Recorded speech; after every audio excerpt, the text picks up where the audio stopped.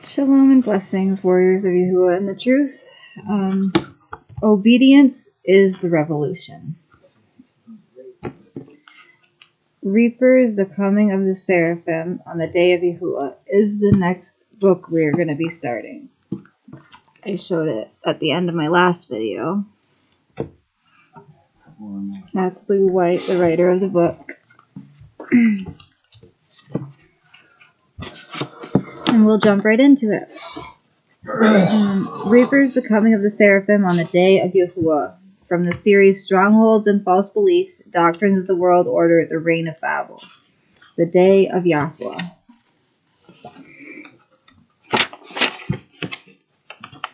Introduction to Judgment Day. As you read, you may wonder why you have heard so little about what is ahead of us. All the information has always been available, but suppressed because of the day of Yahuwah, the reign of Babel will fall, and all the estates of men will come to an abrupt end. The reign of Yahusha will begin. At 1 Corinthians 1:8, this day is also known as the day of our Master Yahusha. The reign of Babel doesn't want you to think about what is ahead, since its teachers are those who have always held influence over what you believe.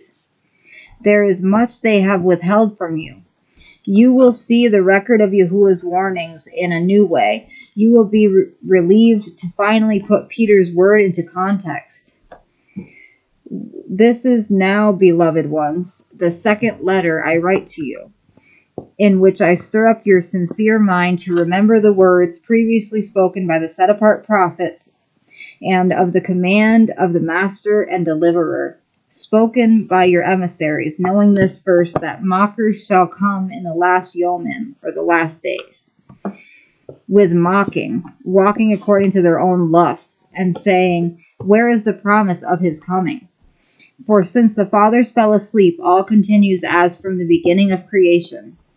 For they choose to have this hidden from them, that the Shamayim, or the heaven, were of old, and the Eretz, or the earth, standing out of water and in the water, by the word of Elohim, through which the world at that time was destroyed, being flooded with water, or Mayim. And the present Shamayim, or skies, and Eretz, earth, are treasured up by the same word, being kept for fire to a Yom, or day of judgment, and destruction of wicked men. But, beloved ones, let not this one thing be hidden from you. Roscoe, why are you sniffing? That with Yahuwah, one Yom, or one day, is as 1,000 years. It equals 1,000 years, one day for Yahuwah. And 1,000 years as one Yom, or one day. Yahuwah is not slow in regard to the promise, as some count slowness, but is patient toward us, not wishing that any should perish, but that all should come to repentance. But the Yom, or day of Yahuwah, shall come as a thief in the Layla, or the night, in which the Shamayim, or the heaven, or the skies, shall pass away with a great noise, and the elements shall melt with intense heat. Oh, wow. Okay, love you, babe. Oh, 600. And the Eretz, or earth, and the works that are in it shall be burned up. See, all these are to be destroyed in this way. What kind of people ought you to be in set apart behavior and reverence, looking for the haste and hastening the coming of the Yom, or day of Elohim, through which the Shamayim shall be destroyed, being set on fire, and the elements melt with intense heat. Now I'm continuing on here. Sorry. Okay. But according to his promise, we wait for a renewed Shamayim, or heaven, and a renewed Eretz, earth, in which uprightness dwells. So then, beloved ones, love you, looking forward to this, do your utmost to be found by him in peace, spotless and blameless, and reckon the patience of our Master as deliverance, as also our beloved brother Paul wrote to you, according to the wisdom given to him, as also in all his letters, speaking in them concerning these matters, in which some are hard to understand, which those who are untaught and unstable twist to their own destruction, as they do also the other scriptures. You then, beloved ones, being forewarned, watch, lest you also fall from your own steadfastness, being led away with the delusion of the lawless, but grow in the favor and knowledge of our Master and Deliverer, Yahushua Mashiach. To him be the esteem, both now and to a yom or day that abides. Amen. 2 Peter 3, 1 through 18 in the BYNB. Peter links the twisting of Paul's letters to how lawlessness is bringing about the judgment of all flesh on the day of Yahuwah. The next section is a seal of authenticity. A password was used at Judges 12, 5 through 6, Shibboleth, or Shibboleth. It serves as an example for us as it relates to a seal of authenticity. In preparation for the day of Yahuwah, we must receive a seal. What is it? What is the seal? On a day appointed, Acts 17:31, messengers will be sent out to reap the earth, and they will be looking for a specific seal of protection on a few, but will destroy the vast majority that are on the wide path that leads to destruction. The most horrifying day of all time is ahead of us. Hold on. They will first remove the ones without a specific seal. Then they will gather those who have the seal, the mark of Yahuwah. The most horrifying day of all time is ahead of us, though we hardly ever hear of it, because Babel won't talk about it. Psalm 91 describes it for those who have hearts to receive it. For the rest, there is a veil over their hearts, blocking it. Beings are waiting for a command to reap the earth. These harvesting messengers, or reapers, are referred to by Yahusha as vultures or eagles. At Matthew 24:28, a chapter in which he explains the distress of the last days, most likely they will be the Seraphim, mentioned at Numbers 21, 6 through 8, Deuteronomy 8:15, and YAHUSHA or Isaiah 6, 1 through 8. The Seraphim are described as carrying out the work of Yahuwah with a fiery passion. One Hebrew meaning for seraphim is fiery one. At one time, a single messenger was sent by Yahuwah into the camp of an Assyrian army outside the walls of Jerusalem in the time of Yashayahu or Isaiah. This is what occurred in one night. And a messenger of Yahuwah went out and killed in the camp of Asher 185,000. One messenger. That's insane. The power that these beings have. And they arose early in the morning and saw all of them dead bodies. Yashayahu 37:36. This single heavenly being selectively slew 185,000 men, apparently without waking anyone while doing so.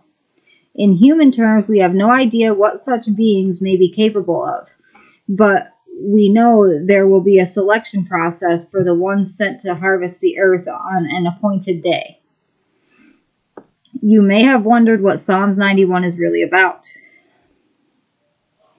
When we place Psalm 91 into the context of the end of days when the earth is harvested, something important will distinguish the wheat from the weeds. We put our name on things we own that are important to us, a distinguishing mark of ownership. A seal of protection is put on selected people, and it happens to be the name of the one who owns them. The name of Yahusha is withheld from most people because they will not obey the commandments of Yahuwah. They believe translations, but not the original inspired text.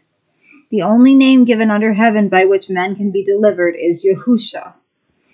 Translations have deceived us since the word Jesus has only been around since the 17th century. Being united in error is not good, since this causes most people to feel comforted in their great numbers. The broad road is not leading us to the right destination. The narrow road does.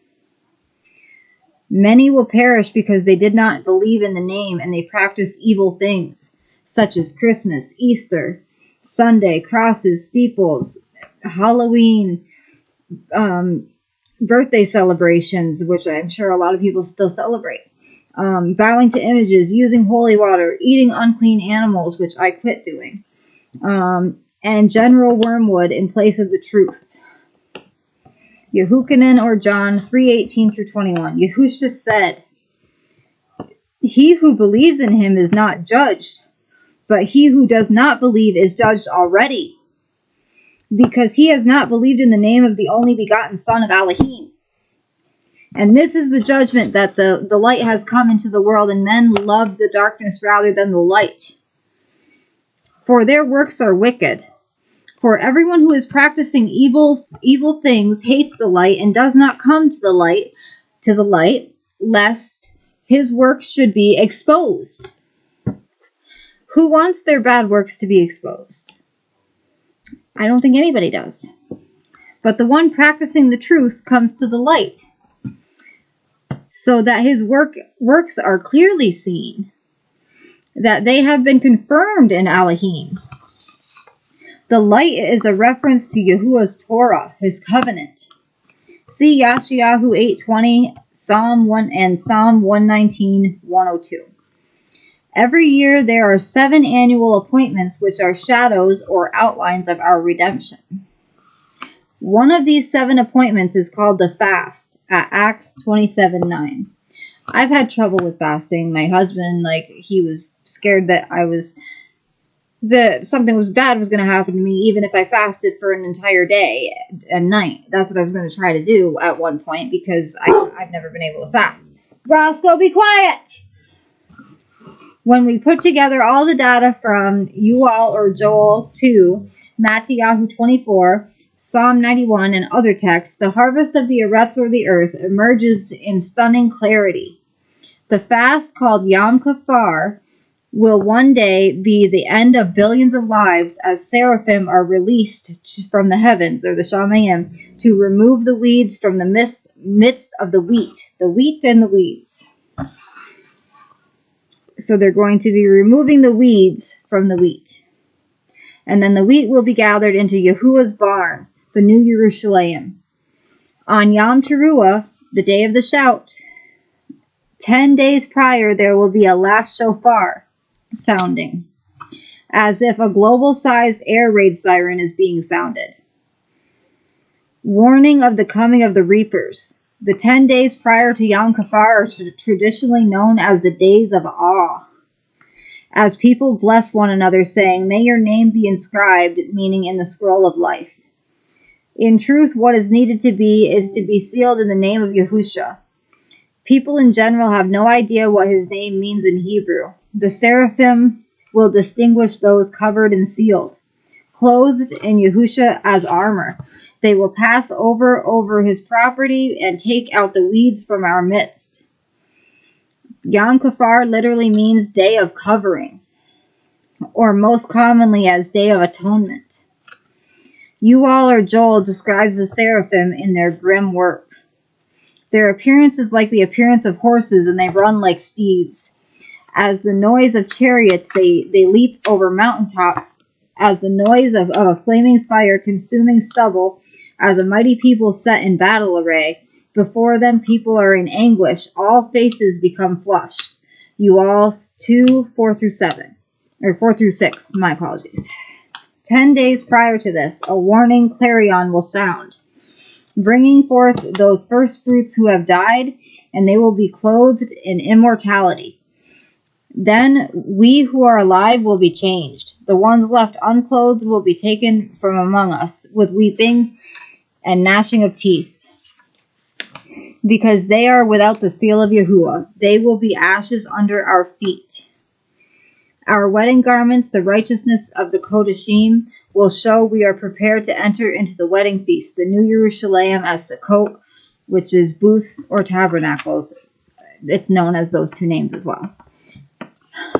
Question is, left behind. Left behind? Most are taught how they will be raptured from the whole period when the wrath of Yahuwah pours forth on the earth. Here is the explanation of the day of Yahuwah from the lips of Yahusha, where he mentions the reapers. So it's not some rapture. Listen carefully. Another parable he put before them, saying, the rain of the heavens has become like a man who sowed good seed in his field. But while men slept, his enemy came and sowed in his field darnel among the wheat, and went away. And when the blades sprouted and bore fruit, then the darnel also appeared. And the servants of the master of the house came and said to him, Master, did you not sow good seed in your field? From where then does it have the darnel? And he said to them, an enemy did this. And the servants said to him, do you wish then that we go and gather them up? But he said, no, lest while you gather up the darnel, you also uproot the wheat with them, the good with the bad. Let both grow together until the harvest, and at the time of harvest I shall say to the reapers, first gather the darnel and bind them in bundles to burn them, but gather the wheat into my granary. Matthew 13:24 through 30, BYNB. And the next section is Luke records YAHUSHA'S description again. Okay.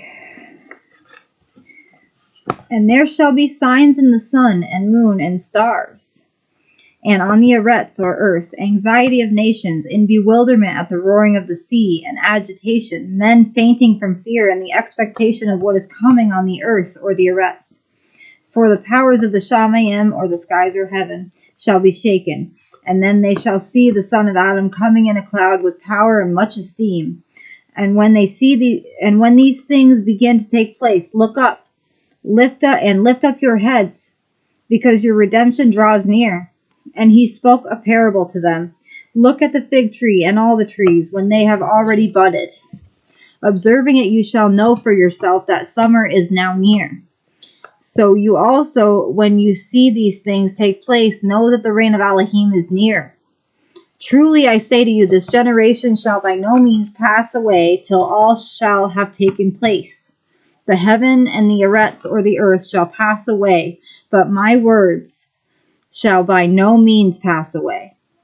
And take heed to yourselves, lest your hearts be weighted down by gluttony and drunkenness and worries of this life, and that yom or day come on you suddenly, unexpectedly.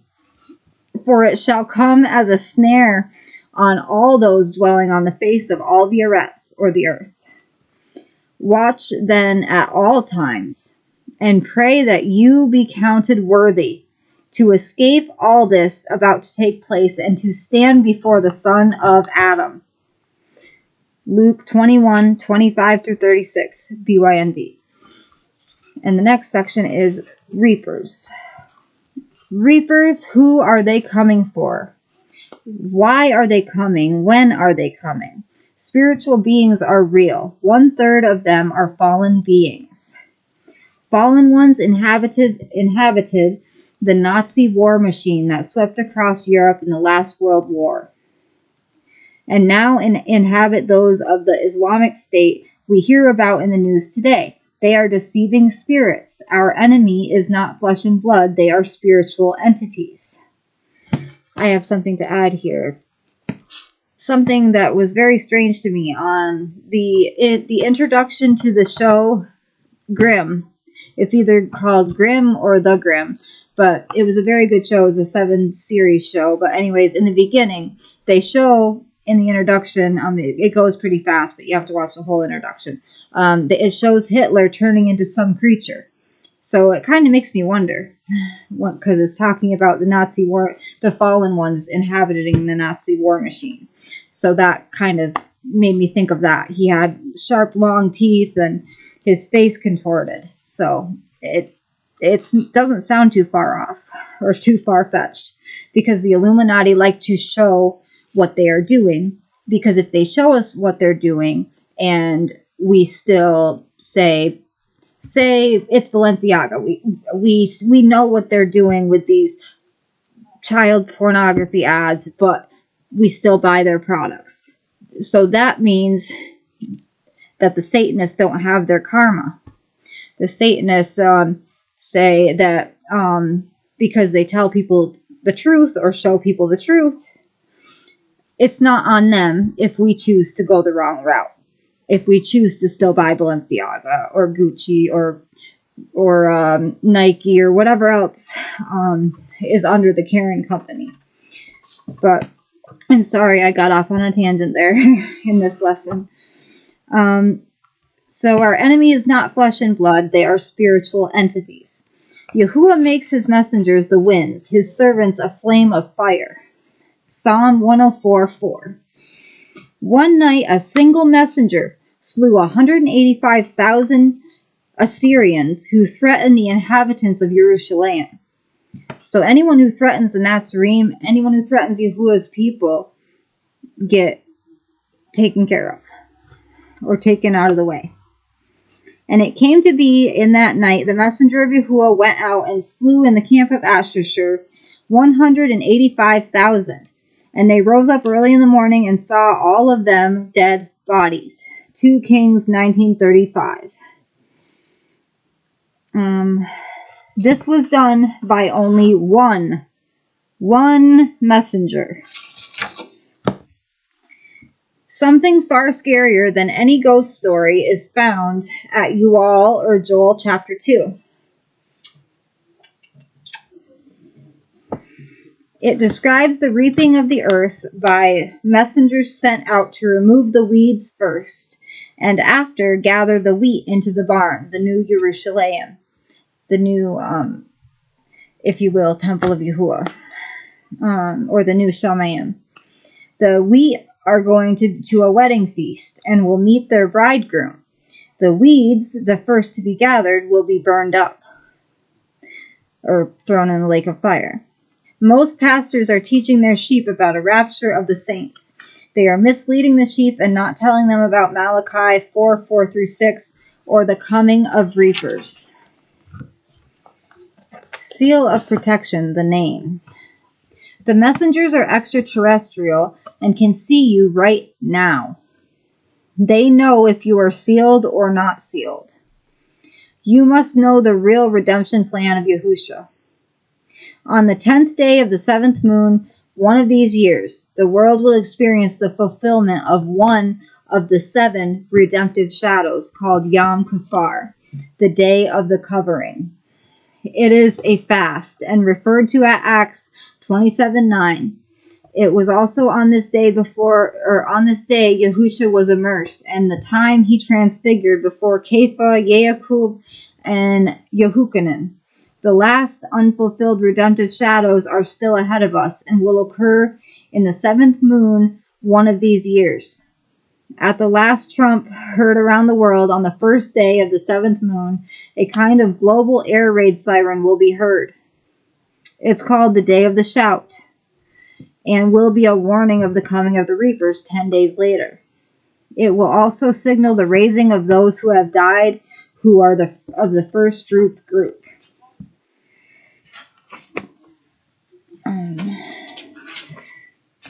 I will do another lesson tomorrow, or later on tonight.